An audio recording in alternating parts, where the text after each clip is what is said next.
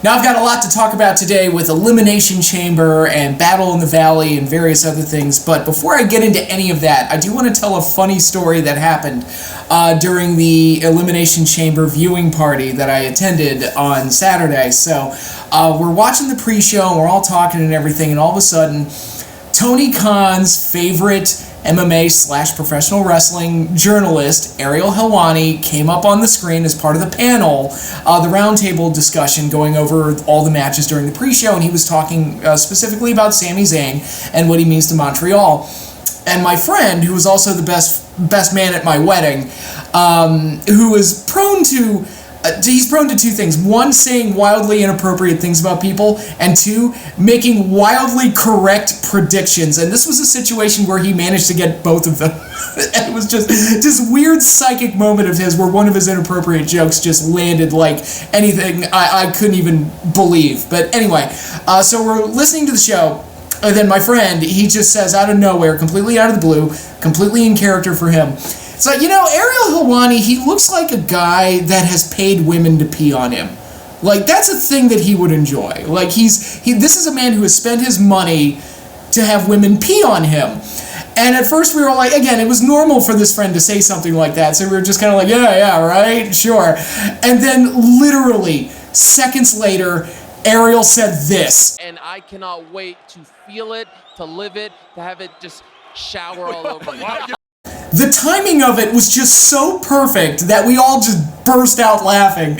And it was just a wonderful, well-timed, hilarious moment that I could share with my friends. Now, I'm not saying that I'm trying to start a hashtag or anything like hashtag Ariel Helwani likes to get peed on. I'm not saying that. I'm not saying that you should start that hashtag. I'm just saying that I was at this party, the joke came up, and it was a super, super funny moment. Welcome back, everybody. Now, I know I said that my next video was going to be the next heel or face about the Dudley Boys. I've decided to postpone that because I think Elimination Chamber is a little bit more pressing.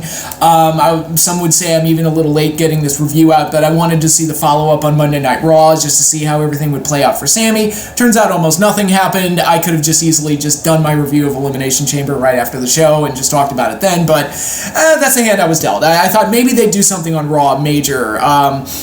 They kind of continue the story, and they kind of did with Kevin Owens and everything, but nothing too major or too crazy happened. So, Elimination Chamber was a highly anticipated show this weekend. A lot of people were super excited for it, and thank you again to Just Alex for having me on his show and doing the preview for it. That was a lot of fun, and I'm definitely interested in doing more.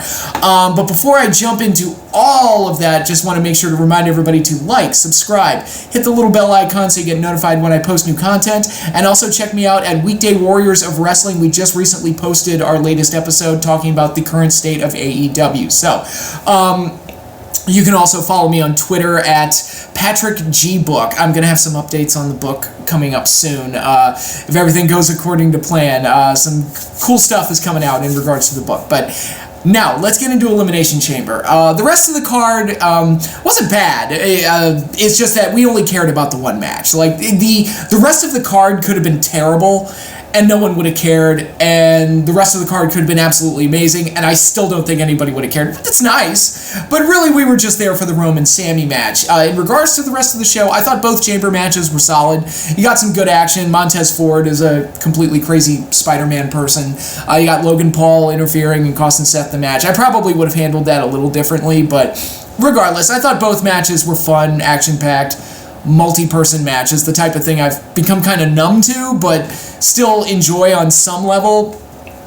I think matches like this, and I've said this about Hell in a Cell, and I've said it about War Games, and I feel the same way about Elimination Chamber. When you remove the element of color, and you're no longer allowed to get color in matches like this, the impact seems dull or blunted. Like, it doesn't have the same impact that it should, because, you know, the whole point of, like, putting somebody in this dangerous structure is that it's supposed to feel dangerous, and once you start seeing blood, it really sells, oh my god, this is really, really dangerous. And modern chambers just don't have that same element to them. It's just an excuse for people to jump off of things and climb up things and do your dog pile spot and things like that. But, you know, and I've also said I'm not a huge fan of doing the same gimmick match twice or more than twice on one show. But regardless, I thought the action in both chamber matches was solid. The outcomes, not surprised by either of them, but both chamber matches were solid. The mixed tag was okay. I question having the Judgment Day lose when Rhea's getting ready for a big title match with Charlotte, and it looks like we're still getting Edge and Balor at Mania, so to me it's like, just let the heels win. I didn't think there was any reason for Edge and Beth to go over in this thing, unless they just wanted to give Beth a little measure of revenge in the storyline. But regardless, I mean, those matches are going to happen anyway. I'm just saying, if I was booking, I would have had the heels go over and then have them, go into WrestleMania with some momentum, but that's just me. Lesnar and Lashley was very good, and then they did a DQ finish. Now, I actually applauded AEW for Rampage this week. They actually ended their main event on a DQ, and it blew my mind. I didn't know you could get DQ'd in AEW, but doing the DQ here made me think, oh, maybe the Lesnar-Lashley stuff is going to continue, and we will get a Mania match after all. And it looks like it's going to be Bobby and Bray, which that is a weird pairing to me, and I don't think that they would mesh real well together. I think Bray would mesh better with Brock, because Brock's got a bit more of a mystique to him than Lashley does. But be that as it may. And Omos has challenged Lesnar to a match at WrestleMania. Whether or not it happens, we'll see. That's an odd pairing. I get the idea of it. It's like, okay, you're going to have Lesnar toss around this 7-foot giant, which it has an appeal to it, but I don't think, I don't know, I just wish they'd save Lashley and Lesnar for Mania. And, if they're going to do the DQ here, that to me tells me, it's like, oh, then you do a gimmick match at WrestleMania of some kind, like a no DQ or some kind of MMA match or something to, accentuate the positives of these two, because I thought the match was very cool, and then they did the DQ finish where Lesnar lost his mind and everything and used a low blow to get out of the Hurt Lock, and I'm like, oh, we've got plenty of stuff here for a rematch at Mania, and it doesn't look like we're going in that direction, which feels like a missed opportunity, but hey, what are you going to do? But the big talking point for Elimination Chamber is the main event, Sami Zayn versus Roman Reigns. Obviously very emotionally charged. The crowd was super, super into it, and it was exciting in that regard. I thought the ending was a little messy. They crammed a few too many things in there, with the whole Jey Uso thing and where his loyalties lie. I wish they had just definitively answered that question on this show and then move on, because it looks like we're going to be getting what I theorized and what many other people theorized. I wasn't the only one that said it, but it's going to be Owens and Sami versus the Usos at WrestleMania, with Sami and KO having kind of an uneasy partnership, and the Usos having some kind of an uneasy partnership right now, given Jay's feelings towards Sami, but Sami speared him by accident during the match, so a lot of balls up in the air in that regard. I wish they had just, instead of like dragging out the drama of it, I wish they had just like definitively, yes, Jay's on Roman's side, and just go from there, and just do that heartbreak. I also probably would have not had Roman beat Sami definitively. Again, I don't know how you get out of this situation, because they had a plan in mind. They wanted to do Cody and Roman. That was the plan going back a year. I'm convinced of it. And Sami was kind of this X factor that got thrown in the mix, that got over by accident. And, if this were the Attitude Era, they would have had Sami win a la Mick Foley, and then they just put the title right back on Roman. But now Roman's on this historic title reign where it's like, ooh, is he going to get to 1,000 days or something like that? I don't know. It's like in the Attitude Era, they would have pulled the trigger and put it on Sami, even if they were just going to take it off him a week or two later and just keep going forward. And I think something like that might have worked. It would have been huge in Montreal to have Sami win it. And I do think that regardless of what his match ultimately is at WrestleMania, I do think that Sami should be responsible for Roman's downfall in some way, shape, or form. I've talked about it, where he gets to play some kind of a role in Roman losing the title at WrestleMania. But now there's people saying that Roman might not lose the title at WrestleMania. He might just continue and go on until he reaches 1,000 days. So it all depends on what WWE does with this. But I'm thinking if Cody doesn't beat him, then who's going to beat him? Because they're kind of out of guys. I guess Gunther would be the next one. I don't know. Like it's kind of like he's kind of gone through everybody at this point. So I wouldn't know, like, who would you have him go up against? It's like, oh, The Rock. It's like, Rock's a part-timer. That's not gonna, that's a if he comes back at all. I mean, that's a short-term solution. That's not, like, who do you have waiting in the wings that could potentially fill that spot? And again, it's very interesting and very exciting, and I'm intrigued to see what WWE ultimately does. But I understand the disappointment that Sami didn't win. I had kind of resigned. It's like, oh, Sami's not going to win. And it went the way I kind of expected it to, although if it were up to me, I probably would have done some kind of a DQ finish just to justify putting Sami in a triple threat. I probably would have had Cody there to possibly help fight off the bloodline or something, just to kind of keep Cody in the spotlight, and maybe once Cody helps chase off Jimmy Uso or something, you know, Sami can get the win that way. Do like the Austin Rock Foley situation where Foley won the title on Monday Night Raw, my favorite Raw moment, by the way. So, I don't know, like, if it were up to me, I would have leaned towards putting the belt on Sami and then just getting it right back on Roman as soon as possible. Just to, like, do the big... And I understand, like, because I'm the type of guy, long-term booking, long-term everything. But not everything is a hard and fast rule. You can, there's room to, you gotta have wiggle room to kind of make changes as certain situations come about. You can't just strictly stick to this plan that you have. There's room to change it and throw little curveballs in here and there. You gotta be flexible in that regard. And you don't want to go the Russo route where you're just flipping the titles over every other week and nothing makes sense and everything is just a gigantic shit show. So there can be a balance. I think there's room for a little bit of both. Not everybody has to be a long-term champion. Some champions lose their luster if they've had it too long. Roman, fortunately, has stayed interesting. If anything, he's gotten more interesting the longer he's had it. But yeah, I'm not super upset that Sami didn't win because, like I see, I'm perfectly okay with Roman and Cody at Mania, where Cody ultimately wins. That's kind of what I'm thinking right now.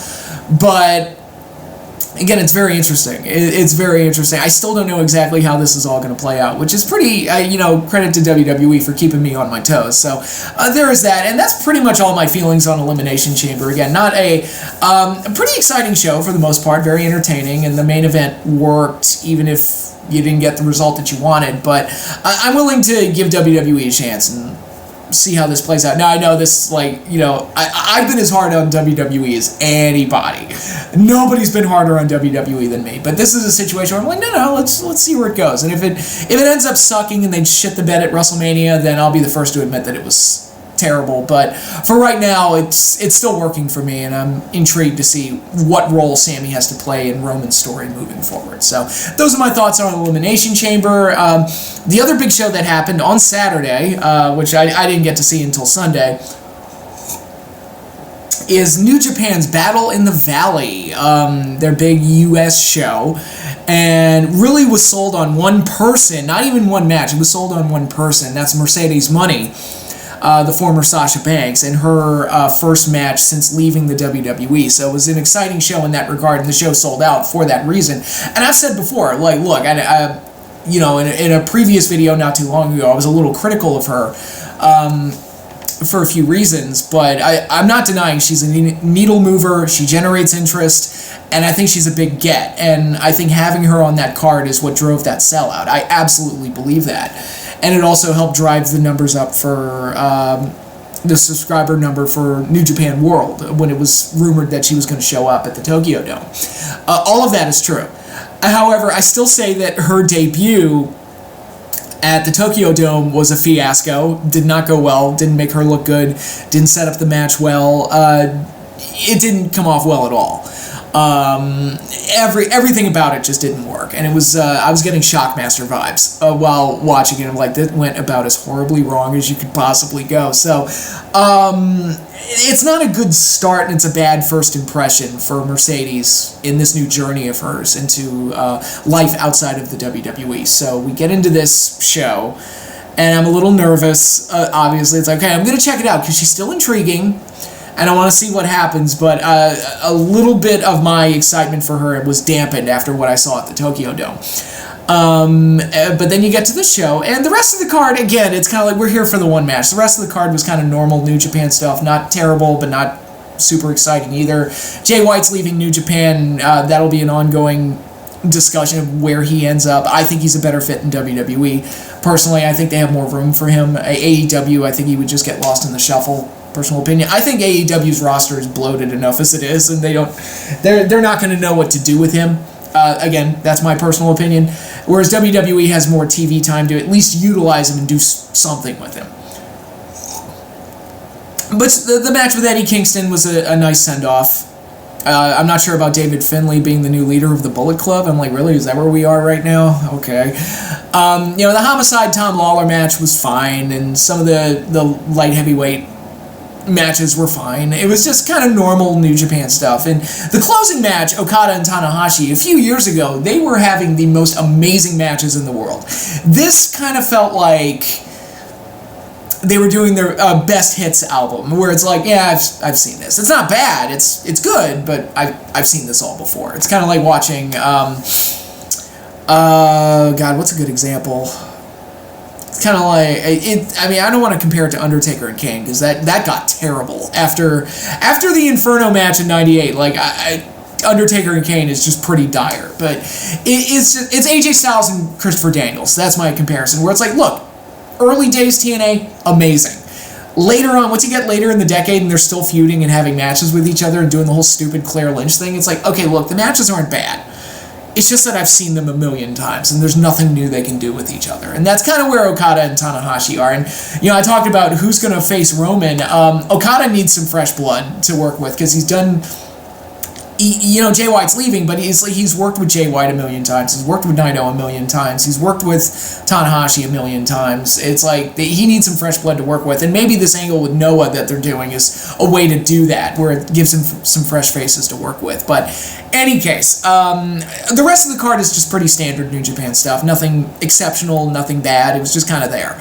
But the real talking point was the Kyrie versus Mercedes money match. We all knew Mercedes was going to win. That was never in doubt. It was obvious, and of course she did. The match itself was pretty good. Maybe a little long, but definitely the best match on this particular card. It lived up to its billing, and it lived up to its hype, and I think if people tuned into the show just to see Mercedes, I think it delivered in that regard. I think it was a match that came off, for the most part, fairly well, and my one, significant criticism is that there was a part where Mercedes started to beg off for Kyrie and acting heel, and I'm like, she shouldn't be doing that at this point because everyone's kind of happy to see her, and unless she's going mega heel, which she's not because she posed with Okada at the end of the show. So I just felt like, I don't know if that was slipping into old habits or maybe not having a full understanding of what her direction is moving forward, or maybe foreshadowing of things to come. I don't know, but that was a little weird.